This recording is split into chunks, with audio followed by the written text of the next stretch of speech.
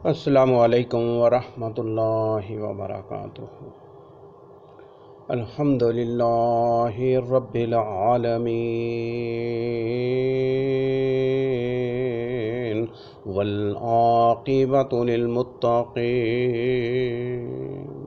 والصلاۃ والسلام علی خاتم الانبیاء والمرسلین وعلى آلہ واتباعہ اجمعین، اما بعد۔ حضرت ابو ہریرہ رضی اللہ تعالی عنہ راوی ہیں، روایت کرتے ہیں کہ رسول اللہ صلی اللہ علیہ وسلم نے ارشاد فرمایا، بے شک قرآن کریم 5 وجوہ پر نازل ہوا ہے: حلال و حرام، محکم، متشابہ اور امثال پر۔ پس تم لوگ حلال پر عمل کرو اور حرام سے اجتناب کرو، محکم کی اتباع اور پیروی کرو، متشابہ پر ایمان لاؤ اور امثال سے عبرت و نصیحت حاصل کرو۔ سنن البیہقی۔ اس حدیث پاک سے واضح ہوتا ہے کہ قرآنی تمثیلات اور تشبیہات جو اللہ تعالیٰ قرآن پاک میں مثالیں بیان فرماتے ہیں تمثیلات کہلاتی ہیں، اور جس سے اللہ تعالیٰ تشبیہ دیتا ہے وہ تشبیہات ہیں قرآن پاک میں ہیں۔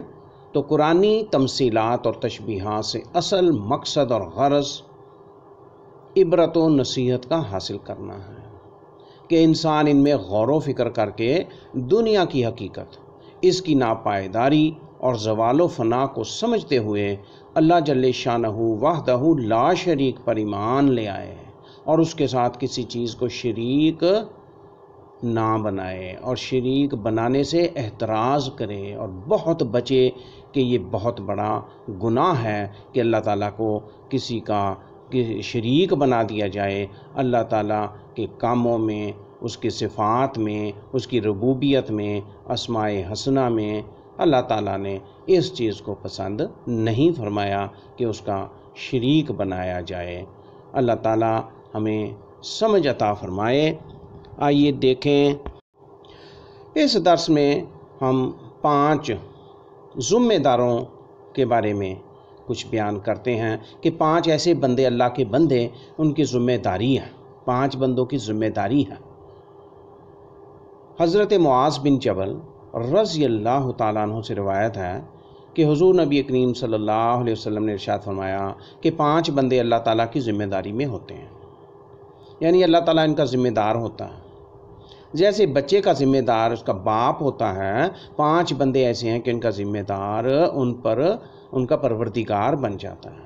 تو ہمیں بھی چاہیے کہ ہم وہ اعمال صالحہ کریں کہ جس میں اللہ پاک ہمارا ذمہ دار بن جائے۔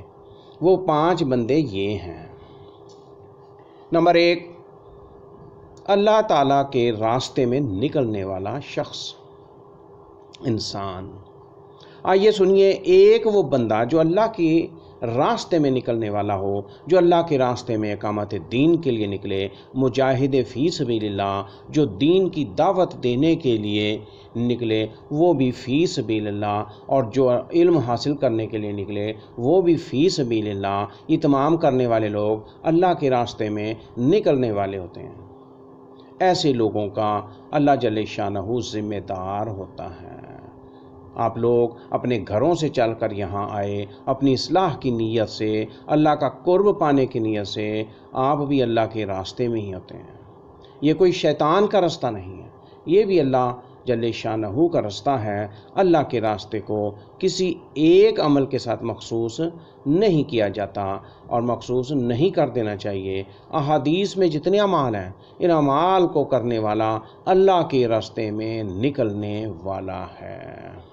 نمبر 2، مریض کی عیادت کرنے والا۔ مریض کی عیادت کرنے والا حدیث پاک میں آتا ہے کہ وہ بھی اللہ کی ذمہ داری میں آ جاتا ہے، اور حالت تو یہ ہے کہ بعض لوگ اپنے گھر کے مریضوں کو بھی نہیں پوچھتے۔ بیوی بیمار ہے، خامد نہیں پوچھتا، بیٹا اور بیٹی بیمار ہے، ان کو ڈاکٹر کے پاس لے جانے کی ضرورت تو فرصت نہیں ہوتی، گھر میں موجود لوگوں کا حال تک نہیں پوچھا جاتا، بیوی کو ایسے رکھتے ہیں جیسے کوئی بے سہارا ہوتی ہے۔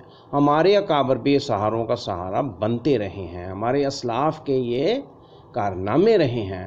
یاد رکھنا، توجہ کیجئے گا، دنیا میں کسی بے سہارا کا سہارا بننے کا مطلب ہوتا ہے کہ اے اللہ تو اس دن میرا سہارا بن جانا جب کوئی کسی کا سہارا نہیں ہوگا، جب میرا کوئی سہارا نہ ہوگا۔ نمبر 3، صبح و شام مسجد میں گزارنے والا۔ نبی علیہ الصلوۃ والسلام نے ارشاد فرمایا، جو شخص صبح و شام مسجد میں گزارے وہ بھی اللہ تعالیٰ کی ذمہ داری میں آ جاتا ہے۔ ایک وقت تھا جب صبح کی نماز مسجد میں پڑھتے تھے، مسلمان مسجدوں میں جایا کرتے تھے، مسجدوں کا رخ کیا کرتے تھے، اور فجر کی نماز مسجدوں میں باجماعت پڑھنے کا ذوق و شوق رکھتے تھے، اور پھر اشراق تک بیٹھ کر اللہ کو یاد کرتے تھے۔ ہمارے اکابر تہجد بین النومین، 2 نیندوں کے درمیان پڑھا کرتے تھے، تہجد کی نماز اتمام کیا کرتے تھے۔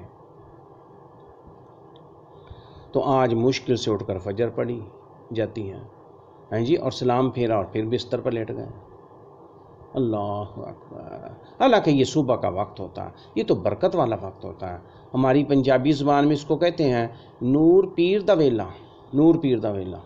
یہ کہا گیا، اس میں نور پیر کا کوئی ایسا مسئلہ نہیں ہے، لیکن کیا مطلب کہ اس وقت میں وظائف کرنے ہیں، یہ روشن اور ہدایت کا وقت ہوتا ہے، اور اس میں اللہ کو یاد کرنے کا اور وظائف کرنے کا اور ذکر اللہ تسبیحات کرنے کا یہ اہم ترین وقت ہوتا ہے۔ اور سورج نکلنے سے پہلے اور سورج نکلنے کے بعد اشراق تک جی تو وظائف کرنے چاہیے۔ اللہ تعالیٰ اپنی رحمت برساتے ہیں، اور لہٰذا یہ وقت بہت اہم ہوتا ہے، اس میں زیادہ تلاوت قرآن اور ذکر و اذکار کیا جانا چاہیے، اس لیے اس وقت کی بڑی اہمیت ہے۔ اور صبح کے اذکار اور قرآن پاک کی تلاوت اور اس وقت کو سورج نکلنے سے پہلے تک۔ نمبر 4، امام کا معاون۔ چوتھا فرمایا امام کا مددگار، یعنی جو عالم کسی مسجد کا امام ہو یا بے شک اپنے وقت کا امام ہو، اس کی اقامت دین کے کام میں مدد کرنے والا ہو، یہ بھی اللہ تعالیٰ کی ذمہ داری میں آ جاتا ہے۔ اللہ تعالیٰ ہمیں بھی علماء کا، فقہاء کا جی، محدثین کا، مفکرین کا، ان کا قدردان بنا دے۔ اور نمبر 5، کسی کا برا نہ چاہنے والا۔ حدیث پاک میں نبی صلی اللہ علیہ وسلم نے فرمایا، جو شخص گھر بیٹھے کسی کا برا نہ چاہے وہ بھی اللہ کی حفاظت میں ہے، اللہ کی ذمہ داری میں آ جاتا ہے۔ صحیح ابن حبان، حدیث نمبر 372۔ باتیں تو بہت اچھی ہیں، لیکن آج تحقیق کی جانی چاہیے۔ یہ احادیث کی کتب اللہ تعالیٰ اس دور میں بھی نبی پاک کو عزت اور کرام سے نوازے اور قیامت تک جی، تو آپ نے یہ احادیث بیان کی ہیں، تو بات صرف وہی اہمیت کی حامل ہے جو نبی پاک صلی اللہ علیہ وسلم کی ہے، باقی سب رد ہیں۔ اور آپ کی بھی جو تحقیق تحقیق کے ساتھ حدیث آپ نے فرمایا ہے تو وہی بات ہے۔ آج ہم گھروں میں بیٹھ کے لوگوں کی غیبتیں کرتے ہیں، چغلیاں کرتے ہیں۔ جو غیبت کرتا ہے وہ اصل میں دوسرے کا برا چاہتا ہے۔ غیبت ہے ہی کیا؟ دوسرے کی برائی۔ اس کا مطلب یہ ہے کہ جو لوگ غیبت سے بچیں گے وہ بھی گویا اللہ تعالیٰ کی ذمہ داری میں آ جاتے ہیں۔ ہمیں برائیوں سے بچ جانا چاہیے۔ غیبت سے بچنے کا آسان طریقہ کیا؟ یا تو اس محفل سے اٹھ جائیں یا اس بندے کی اچھائی بھی بیان کر دیں۔ مثلاً ایک آدمی نے دوسرے کے بارے میں کہا فلاں تو بڑا ہی بیوقوف ہے، سننے والے نے کہا کہ مجھ سے تو کم ہی ہوگا، بات ہی ختم۔ تو ہمیں آگے سے ایسی ہی بات کر دینی چاہیے۔ مثلا ہم بھی یہ تو کہہ سکتے ہیں کہ اگر اس میں اتنی برائیاں ہیں تو اللہ نے اس میں اچھائیاں بھی رکھی ہوں گی، اور یوں بھی ہم کہہ سکتے ہیں کہ ہر انسان کے اندر کمزوریاں بھی ہوتی ہیں اور اچھائیاں بھی ہوتی ہیں۔ ہم تو آگے سے زبان بھی نہیں کھولتے اور کہتے نہیں کچھ، اور اگر زبان بھی نہیں کھول سکتے تو اٹھ کر وہاں سے چلے ہی جائیں اور کوئی نہ کوئی بہانہ تراش لیں، بہانہ کر لیں۔ تو جو انسان گھر بیٹھے کسی کا برا نہ چاہے وہ انسان اللہ تعالیٰ کی ذمہ داری میں آ جاتا ہے۔ اسی طرح ان چند آنکھوں پر جن پر جہنم قرار دے دی گئی ہے، حدیث پاک میں آتا ہے کہ اللہ تعالیٰ کچھ آنکھوں پر جہنم کی آگ حرام فرما دیتے ہیں۔ سبحان اللہ، سبحان اللہ کی راہ میں جاگنے والی آنکھ، سب سے پہلی آنکھ جو اللہ تعالیٰ کے راستے میں جاگی ہوگی۔ جو شخص بھی اللہ تعالیٰ کے راستے میں نکلے اور جاگے، مجاہد ہو، دائی ہو، طالب علم ہو، جو اللہ کے راستے میں نکل کر جاگے تو اللہ کے راستے میں جاگنے کی وجہ سے اللہ تعالیٰ اس پر جہنم کی آگ حرام فرما دیتے ہیں۔ کچھ لوگ اللہ کی عبادت میں رات کو جاگتے ہیں، اس شب کی تلخیوں کا کوئی میرے دل سے پوچھے، تیری راہ تکتے تکتے مجھے صبح ہو گئی۔ تو اللہ تعالیٰ کی یاد میں گویا ساری رات گزار دیا کرتے تھے۔ وہ آج کہاں ہیں وہ آج جو راتوں کو جاگتے تھے، اللہ کی یاد میں، اذکار میں، تلاوت میں، قرآن میں غور و فکر کرتے تھے، 10 پارے ایک نشست میں پڑھ لیا کرتے تھے۔ سبحان اللہ، سبحان اللہ، اور آنکھوں سے آنسو جاری ہوتے تھے اور رب کو یاد کرتے تھے، پکارتے تھے۔